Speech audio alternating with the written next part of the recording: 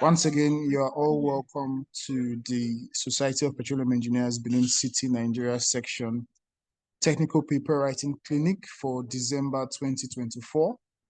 And the topic for today's meeting is the key elements of technical papers that make your SPE abstract stand out. And once again, our guest lecturer is Engineer Merit Ikirigbe, a senior hydrocarbon resource analyst for NNPC Exploration and Production Limited. Our agenda is on screen with the opening prayer, the safety moments, the welcome remarks, introduction of guest lecturer, presentation of technical lecture, question and answer, votes of thanks, all under the next hour. So we'll quickly move to take benefit of the lecture for today. Okay, we'll be starting with the national prayer as our opening prayer. So I would like to ask that we all mute and we all recite this as our opening prayer for this meeting. On the count of three, we'll go 1, 2, 3. O God of all creation, grant this our one request. Help us to build a nation where no man is oppressed, and so with peace and plenty, Nigeria may be blessed. Thank you very much. Thank you very much for joining us in that opening prayer. Moving on, we'll be taking the safety tips for this meeting as well as general safety tips for this festive period. So for this meeting, please ensure your mic is muted if you're not speaking, so you do not interfere with the deliberations as they are going on. If you insist or you have an observation or a question, we kindly request you use the chat box so we can attend to those questions during the Q&A time. Also, if you're in transit and you insist you must attend the meeting, please do not hold your phone while driving so you don't lose focus on the way. Also, if you are moving around, we also encourage you to inform at least one member of your family your whereabouts, just so they can know you are safe. And last but not the least, stay vigilant and be cautious of your environment during this festive period and always. Once again, you are welcome. So like I said, the section chair is currently not available based on he's in a meeting currently. So he will be taking the remarks just so we can save time as earlier agreed. So our guest lecturer for today, as a lecturer for this series, is Engineer Merit Ikirigbe, who has achieved the prestigious SPE Petroleum Engineering Certification SPEC Global Credential in 2021, becoming an SPE Certified Petroleum Engineer. He currently holds the pivotal position of Senior Hydrocarbon Resource Analyst at Group 6 Assets, where he leads and makes critical decisions in supporting the NEPL offshore assets in production, reservoir studies, and exploration and development. He obtained a master's degree in petroleum engineering from the University of Houston, United States of America. Engineer Merit has presented numerous technical papers at events such as ATCE, OTC, and SPE Western Region in California, as well as NIACE, covering various areas, including well testing and interpretation, hydraulic fracturing design and optimization, energy transition, and coiled tubing intervention cost optimization in a dual completion lifting operation, among others. Additionally, he has authored several faith-based books and a satirical prose titled The Errand of the Errants, all available on Amazon. He is highly self-motivated in the research and development of new and improved strategies in petroleum engineering. I'd like to welcome once again our guest lecturer to this lecture and hand over the floor to you for your presentation. You're welcome, sir. Thank you very much. Good evening, and good evening, everyone. Standing on the existing protocol. Just a minute, let me share my screen.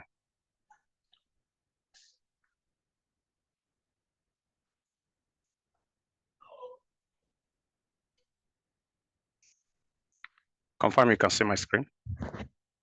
Yes, sir, we can see your screen, sir. All right, good evening, everyone. My name is Merit. I will be presenting this evening, discussing the key elements required for a technical paper that can make your SPE abstract stand out. Our discussion will flow in this direction. We'll do introduction. I will talk about when to write an abstract. What are these various steps? What you need to do in developing a proposal. So how do you submit your abstract, and then we summarize and conclude. Basically, when you put in an abstract and the title of the job, the title of the work that you're actually trying to present, these two things makes the proposal. All right, so the abstract and the title of the topic makes the proposal. And abstract generally follows organizational format. The SPE format has its own outlines. There are some technical papers, depending on the organization, where just one line or less than about 10 lines are acceptable. But for SPE, it has a word count average of about 250 to 450. It shouldn't be more than that, because if you are submitting the abstract on a site, an SPE site, once it's more than this range of numbers, it won't be accepted. And one of the key things that we need to talk about is that your abstract should actually reflect what you intend to showcase. So you cannot submit an abstract that is at variance at the work you actually want to do. And the last one is intentionality. You need to be intentional about what you need to do. You need to have full understanding of the project or the new invention or the new knowledge that you want to share. Intentionality has to do with your planning, the timeliness, what you need to cover, and the reason why you want to do what you want to do. Now, there are differences and similarity between abstract summary and executive summary. In the industry, you come across abstract, you come across summary, you come across executive summary. So all of these items, all of these terms, they fulfill their own obligation. So when we examine them side by side in terms of purpose, the length, the audience, abstract is actually like an academic work as trying to showcase, summarize what you have done. And for SPE, it has their own flow. And if summary will probably just be, okay, it's a larger condensed piece, larger than abstract, that provide you the overview of the work you're actually doing. And for executive summary is the senior brother to abstract and summary. If you go through an executive summary, you'll be able to take a decision, because recommendations are part of the executive summary. So you cannot provide an abstract that has some pictorials, for example, figures, some statistics, but you can provide executive summary that provide you these figures, statistics, and more detailed perspective to your work. And also, actually, it's meant for executive. Once they look at your abstract, they will be guided on what to do. So in terms of the length, abstract, like we said in SPE, it should have a maximum of about 450 words. In other sectors or in other part of other industries, you could have probably about 100 to 250 words. Now for summary can probably just be around few paragraphs to a page. For executive summary, you can do more than 1 page to 2 pages to 3 pages. So in terms of the audience, we have academic researchers and research readers, research-oriented people. They look at abstract. Generally, irrespective of the industry, people can look at the summary. But when you are dealing with executives, stakeholders, government officials, business decision leaders, and those who want to buy into shares ownership, they need the audience is the executive summary. So in terms of content, abstract provide you the scope, provide you the objective, they provide you the purpose, provide you the application, provide you the new information you want to share. The summary focuses on the main point. You can paraphrase, you can quote directly depending on the message you are conveying. So for the executive summary, it can provide you the findings, the recommendations, and many of the technical jargons must be avoided because you just want someone to take decision based on what you have submitted. So when do you write an abstract? Abstract, when you look at the technical paper, abstract always comes first. Maybe after the title, the author, and the affiliations, the next thing that you see is the abstract. But it's part of the fact that it comes this way. Abstract is actually the last thing that should be done. All right, so you may have done your experimentation, you may have done your design, you may have done your simulations, your results are handy before you can actually provide an abstract for a work or a piece of a project. All right, so basically around 80 above, once you are sure of your results and you are just trying to put words together, let me see, let me arrange my work, that is exact time you can actually know what to do, because you may have a knowledge of what the findings is, you must have the knowledge of what the new contribution to knowledge is, then you can be able to put your abstract together. So once your research or study is completed, then you are qualified to put down an abstract. Now, one thing that sometimes why we have some sloppy technical content is because sometimes we write our abstract, submit our abstract, accept our abstract before we start doing the work. At the end of the day, you may have provided a new discovery in your abstract that you have submitted and has been approved. And because it has been approved, you have been assigned SPE paper number, then you are struggling to twist what your content you are writing the technical paper to suit your abstract. And as a result of that, that is why we sometimes have some unpublishable papers that has actually been published.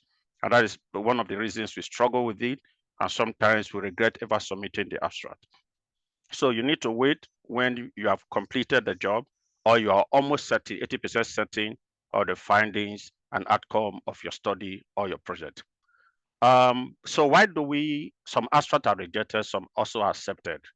Right? One of the key reasons why abstracts are rejected is, for example, if a technical conference is holding as the theme is about oil and gas, and you provide an abstract that has to deal with dressing code, it will be rejected because it doesn't talk about the theme of that conference. Number two, the major reason why many abstracts are turned down is because it's not providing any additional information. There is no novelty in it. It's not a new discovery. It's not an enhanced discovery. It's not a new philosophy of operation that you are bringing to bear. So it holds no benefit to the audience. So because it's not a new contribution, your abstract can be rejected.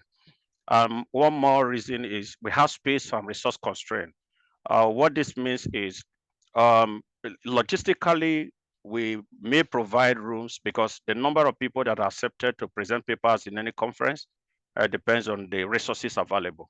So if we're looking at about 200 persons to present, and we have beautiful abstract as much as about 400, we are constrained with resources and your abstract may be rejected.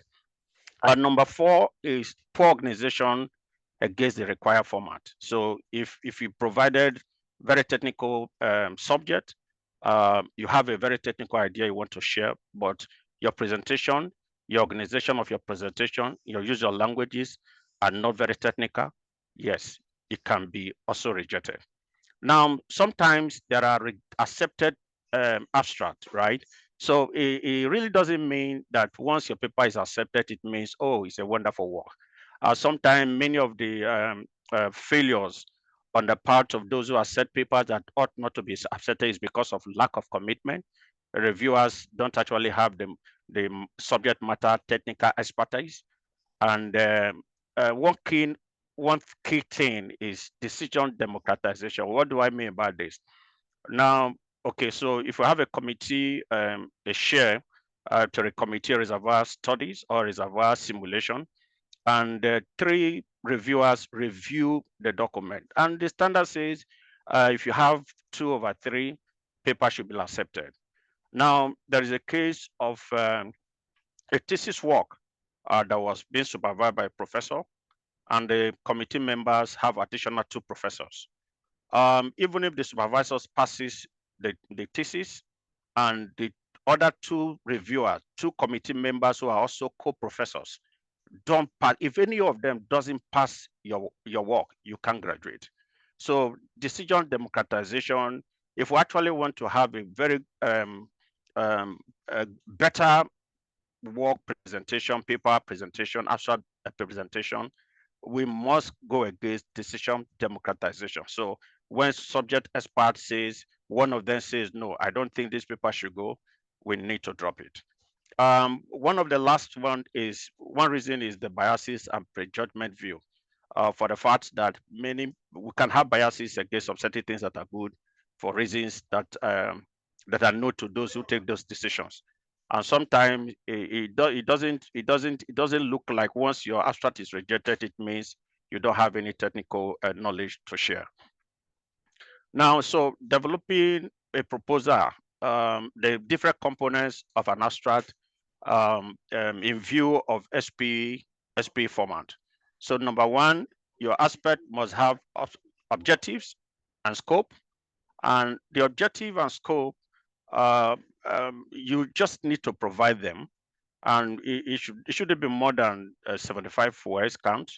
Objective should talk about what is the purpose of your work, the scope, what extent. So why are you doing what you want to do? And to what extent do you want to do what you want to do? It comes under objective. Now, the second one is methodologies. One key thing, each time people are confronted with method, procedure, and process. So what comes to mind is the thought of experimentation. So if I'm doing a job, if it is a simulation, or probably if I'm doing a job, a mathematical formulation, I'm not going to do any experimentation. So what would be my method? What would be my processes? What would be my procedures? Apart from literature review, everything that you need to do, if it is about gathering a report, if it is about a production report, if it is about some laboratory reports, if it is reviewing of other documents, all of these gathered together are your method. So until you are done with the work, you will not be able to do put up a good abstract together. And the third one is result, observation, and conclusion. What are the results of your findings? What exactly have you observed?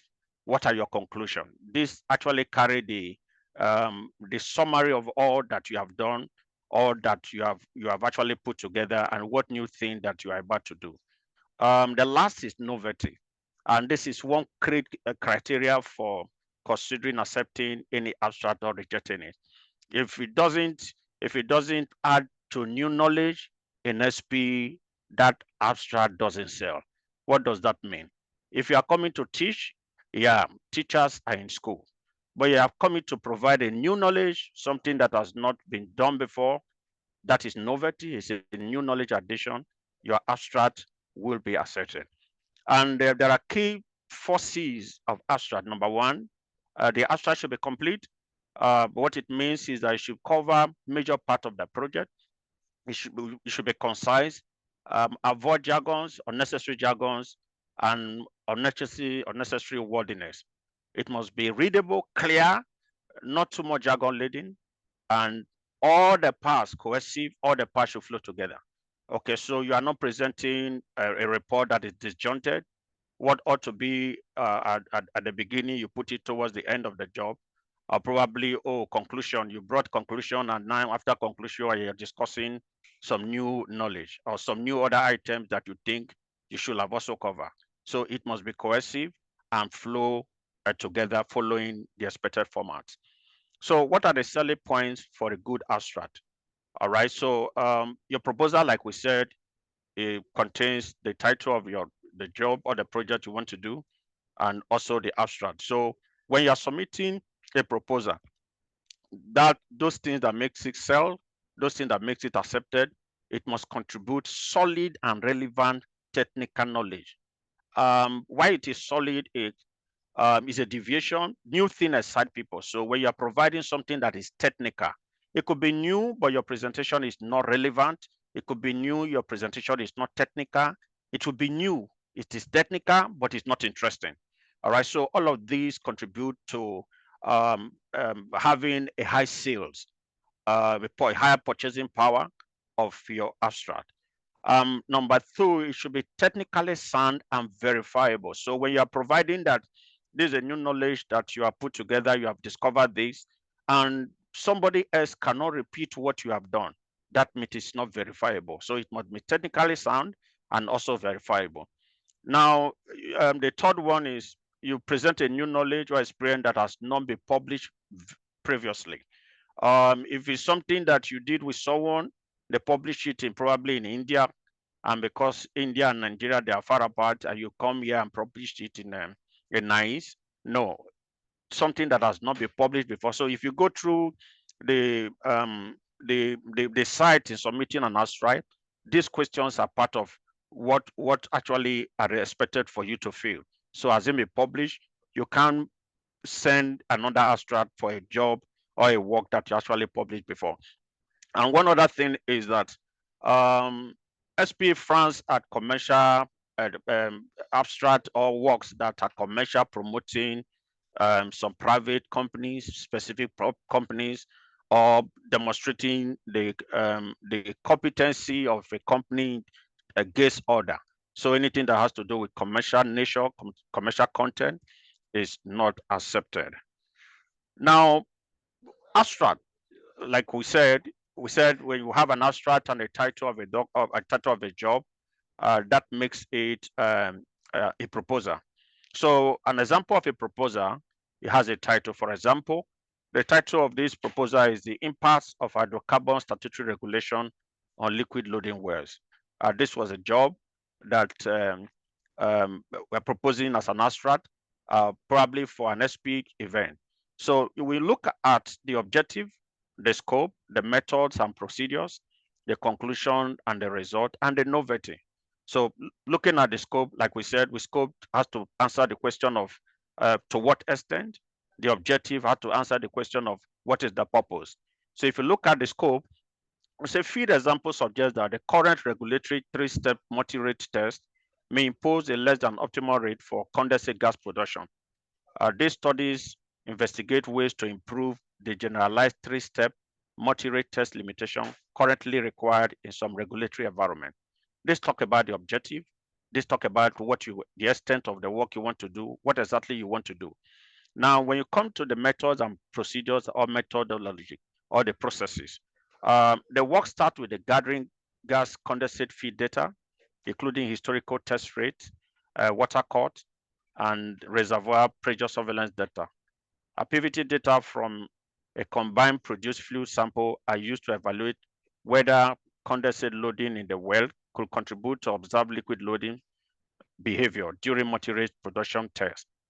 Pressure transient analysis method are applied to quantify permeability and apparent scheme for flowing and build-up transient conducted in the given well. So if you look at this, it has actually summarized all that you need to do, all that the paper is going to talk about. All right, so we start with the gathering of historical test rate, historical production rate, and other pressure monitoring that has happened across the field, probably across the well of interest. And it went further to also look at the PVT performances of the PVT laboratory test, the laboratory PVT of that fluid sample that was taken from that well in history, from that well that you're actually considering. So historically, you'll be able to match the behavior of the well against the PVT analysis because the PVT analysis result is actually like a laboratory result that gives you a period of event. All right. So where you start at the beginning, the initial pressure to the to probably 100 psi, it has actually given you a range of the performance of the well. So when you are bringing this data and you are looking at the current production, you have actually talked about how you want to go. how is the extent of your work and how far the procedures you want to adopt. So you come to conclusion and result. This study reveals that liquid unloading during three-step multi-rate test results in data that can lead to prescribed allowable rates that are lower than optimal from an economic perspective and may result in reduced ultimate condensate recovery from the well. Additional higher rate steps are recommended to distinguish whether the observed water cut for each rate relates to liquid unloading in the well or the reservoir water cut.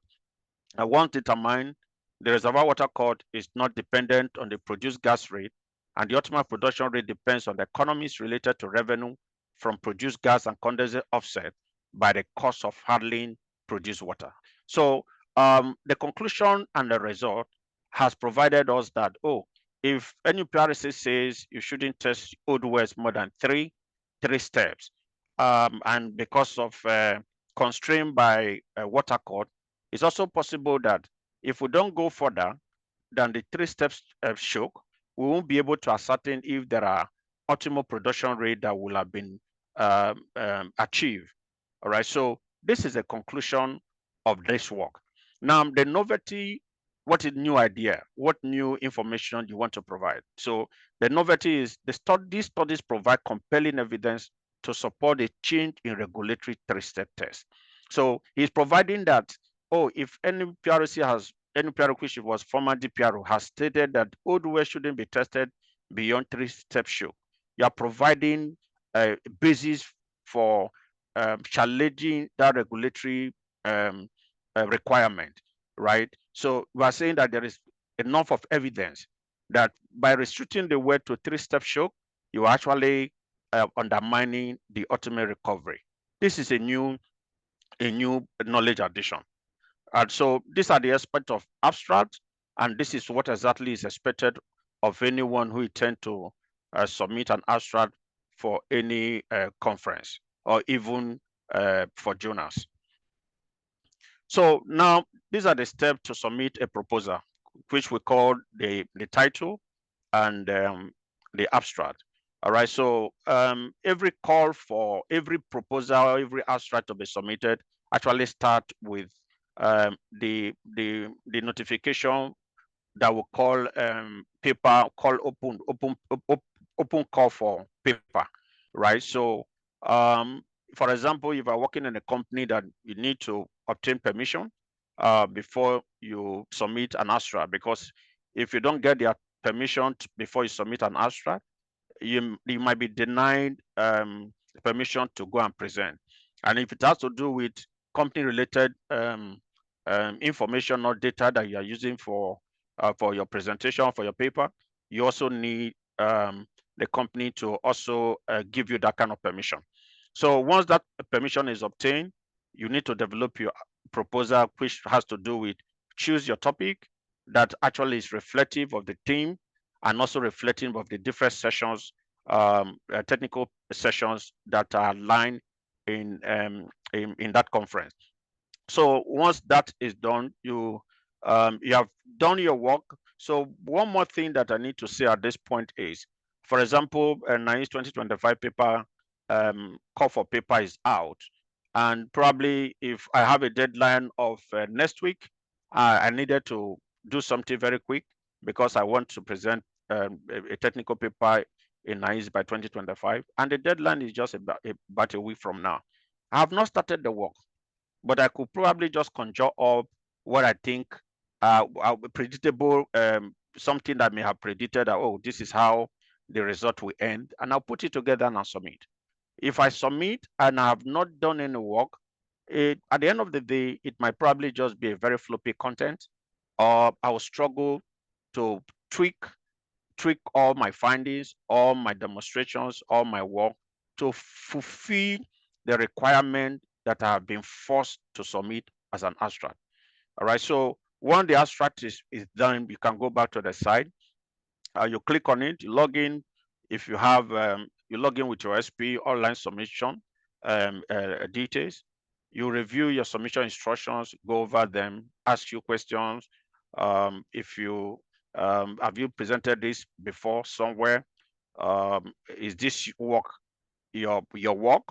Is it a new knowledge addition? And when you are ready, you can click.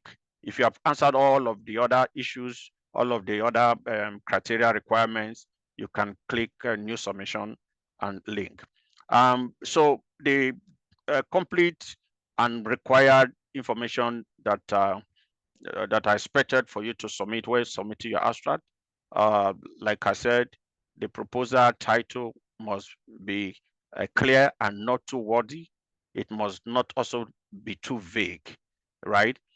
You also look for the category, the technical session that your paper suits. There are some people that can actually fall in reservoir simulation or reservoir engineering, and we still have reservoir engineering as a technical session. You also have EORO as also another technical session. So if your work is EORO, is still reservoir, you can choose which one you can provide. I think we have this option of selecting more than one session that your paper can be presented. And you also provide the author and co-author information. The information, whether it was previously published somewhere, can also be provided. Keywords are actually used for searching your works online. For example, keywords are words that actually carry the core message of what your paper is actually talking about. So you provide your keywords and you send your proposal. Um, Sending your abstract doesn't guarantee that you will actually present. However, what has happened over the years is immediately your abstract is submitted, they assign SPE paper number to them and probably be requested to provide the full paper, right? So if you don't present at the conference, they can actually drop down your abstract, whether paper has been paper number has been assigned or not.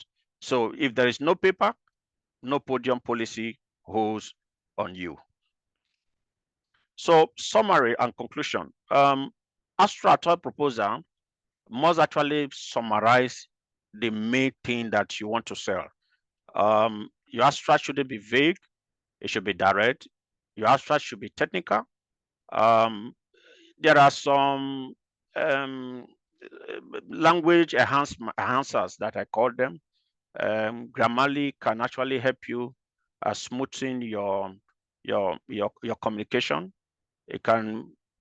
There are a lot of some other enhancers that can provide and do some English touch on what you are trying to present. Number two, your abstract must be complete, concise, must be clear and cohesive. Let it not be too overworded. Let it be clear, presenting the intent and the information you actually want to pass across. So someone just look at your abstract, you know, the judgment they give to accept papers is actually a very critical one. Why I say that is, you may have a paper content that has almost about 10 to 8 pages, as the 8 to 10 pages, or maybe 5 to any other page, but you are just providing just few lines of less than about 450 words, so to say, and the man is having confidence on you, saying that, oh, what you have provided here is actually what the paper should be.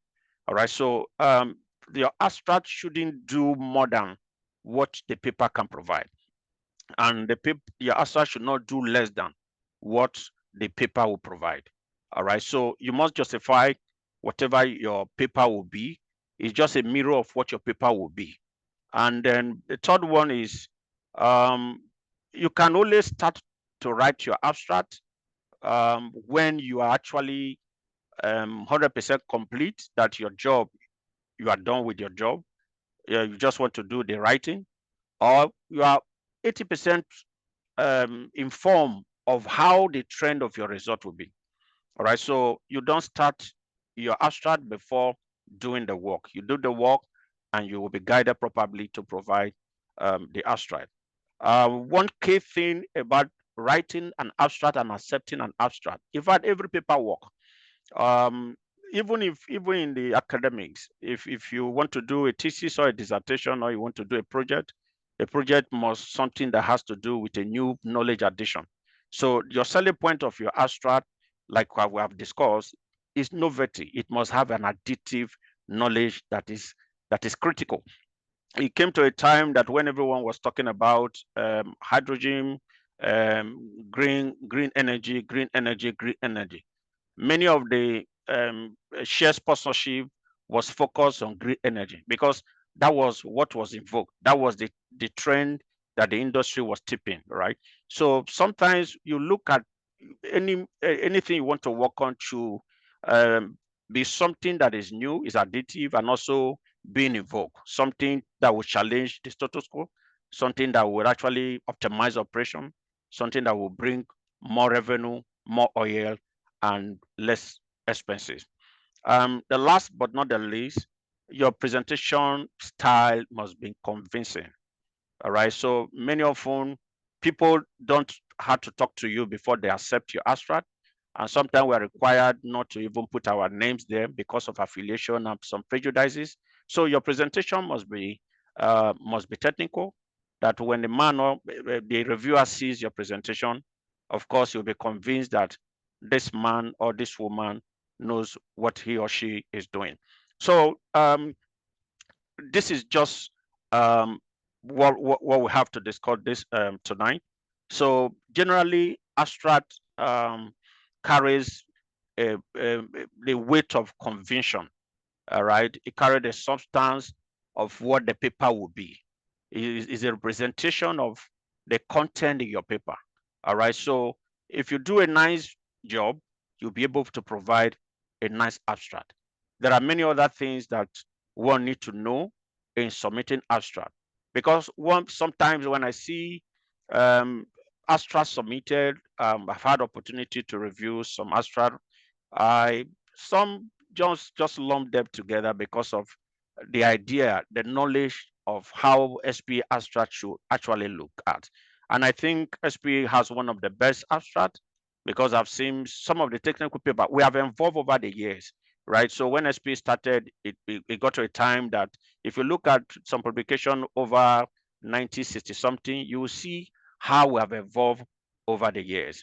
So we have improved, and this improvement that we have should be the least. So you as we as technical people, if we submit to the format, or we utilize the format that SP has actually provided, and our presentation style, our novelty, and the result clearly stated and presented, we don't have any reason why our abstract should not be accepted. And like I said, um, your abstract being rejected doesn't make that, oh, you don't know what you are doing. There are several reasons why abstract could be rejected, and once your abstract is also accepted, doesn't mean that you are the best. Because if you need to test a work that is actually good, ask the man who prides himself or herself that, oh, my abstract was accepted. Ask him to send it to a journal for a publication. He will see that he will even regret if he was the one that actually did this work that everybody applauded. Because you see people who devoted their time, and there is no decision democratization. If it doesn't pass the reviewers, it doesn't pass. So this is where we ended tonight, and I'll be available for questions and comments. And a good evening to everyone. Thank you.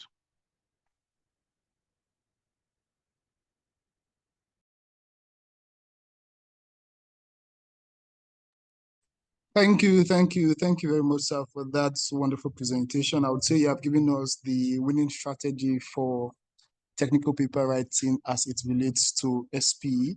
And I think this is mostly beneficial to the students as well as the professional, mostly for the students because of the student technical symposium coming up next year before NICE. So this also helps in preparing for that technical paper sessions that will be presented. So once again, thank you very much. So please, if you have any question, you can raise your hand and we'll give you opportunity to ask your questions, or if you are comfortable sending it via chat box, you can go ahead and send it and we'll attend to that right now. But first of all, I want to ask if it's okay with your permission to share the presentation slides with attendees as well, sir.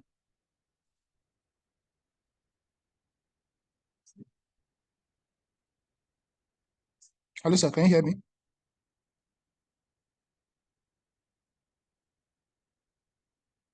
Hello? Yes. Sorry, these small Okay. screens I was Okay. looking for. Yeah, it's fine. All It's right, fine. No issue. thank you very much, sir. It's my pleasure. So we're waiting for questions, we are on time.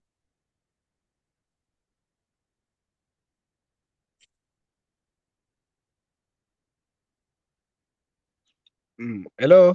Can you Yes, confirm if hello. you can hear me? Yeah, we can hear you. Go ahead, sir. Okay. Good evening, sir. This is Usman speaking. Usman, good evening. Good evening, sir. I have a question. So when I go through papers that are being published on one petro, so I notice their abstract, the format of their abstract is such that they lump everything there. There's no categorization in terms of the objective, like the way you explained earlier. So I just want to get clarification whether there is difference between that the abstract that's been published and the one that's been submitted to SPE. I hope my question is clear, sir. Yeah, it's clear. Okay, All right. thank you, sir. So you are not expected to put them this way. So the reason why we did is just to delineate them as, okay, this section of this abstract is scope, is objective. This one is method, this procedure, this conclusion, result, and novelty. Actually, you put everything together. You don't segregate, you don't separate them the way I did here.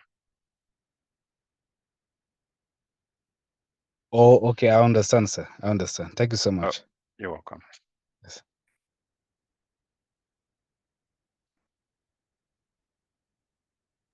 Thank you very much. Any other question?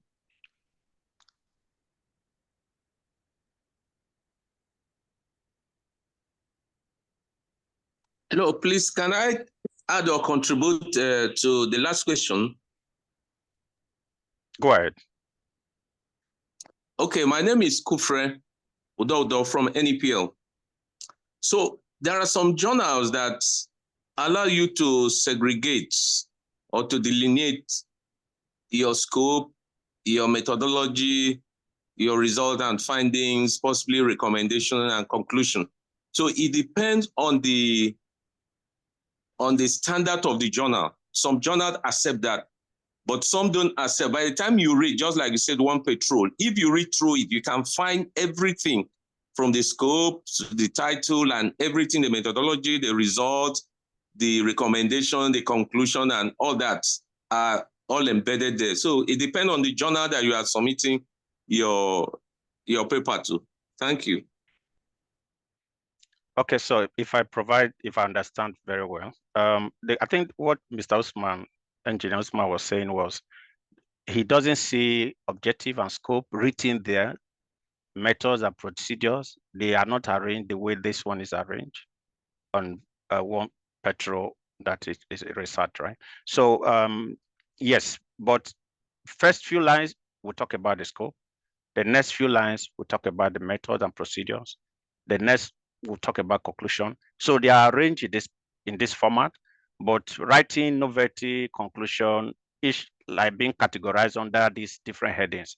They are not there. They are not presented this way. Probably, I don't know if other organizations have that. Thank you, sir.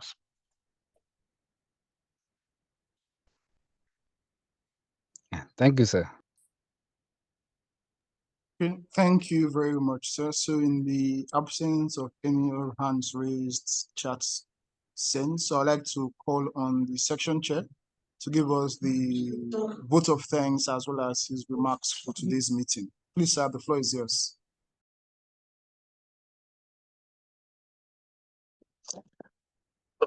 I would have liked to delegate this to the program's chair. She Is she in the room?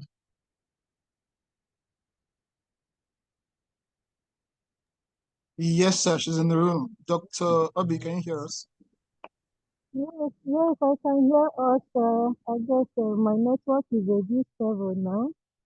Good evening, everyone. Please confirm you can hear me. We can hear you, ma. Okay, let me start by apologizing. I just came in during the conclusion, and I was, in fact, I didn't know whether to break down or because I've actually missed a lot. The network was terrible in my area, and I have been battling to see how I could get a better one. But all the same, thank God we have the promise that we could be getting the recorded version. I guess a whole lot of us that miss this session will be able to, have something to fall back to. So on that note, I want to really thank Engineer Mary Eterebe for being with us once again. Again, this is the second session since we started this technical paper writing clinic, and every time it's awesome. His delivery is always top notch, and the reason is not far-fetched. Engineer Merit is an international police. When it comes to technical paper writing, he's so good at it at local and the international level. His papers are just there, speaking volumes. So I have no doubt that he has been able to give us the rudiments of paper writing, especially as regards to SPE abstract writing. So, sir, I want to thank you again. May God bless you, and I'm sure you'll be available again to conclude your session. We have a whole lot. We have a whole lot, in your session. As long as SPE keeps on calling us for one submission, one paper submission or the other, I believe you'll be there, to give us your provide that preparatory task class to every one of us before we go in. So we can go in, highly prepared. So thank you very much, sir, for your time. My pleasure. All right. So again, I want to thank our section, SE Benin section, for providing us with this beautiful platform. I can see our section chairman is here as usual, always here as usual, to give us the food and also to provide a beautiful environment for us to learn. All we need to learn to run this academic phase. And again, I want to thank all the session officers. I can see Engineer Dr. Anthony Adikubu is here. Dr. Anthony, I'm sure you are not in Okada today, otherwise you won't log in before me. I can also see Engineer Lumide Ojo. Thank you very much, sir, that you are here with us. And a good number of, yes, Mark Ibrahim is also here. Thank you very much, sir. And every one of us. Thank you. Our students, I see a good number of students here from IEO and of course from other chapters. Prayer, the VP is here. Terry, Usman Kabi, I just want to thank all of us. Please, let's not just, go home without going home with a whole lot that we have learned today. Let's go back and ensure that before December 31st, our papers, our abstracts, not just for the undergraduate, but for the postgraduate too. I want to see a lot of papers coming from master's and PhD degree and programs being submitted to SPE. So that by the time we arrive final next year, Benin section will be among the chapters, slightly the stage on paper presentation. On this note, I say thank you everyone, and may God bless all of us.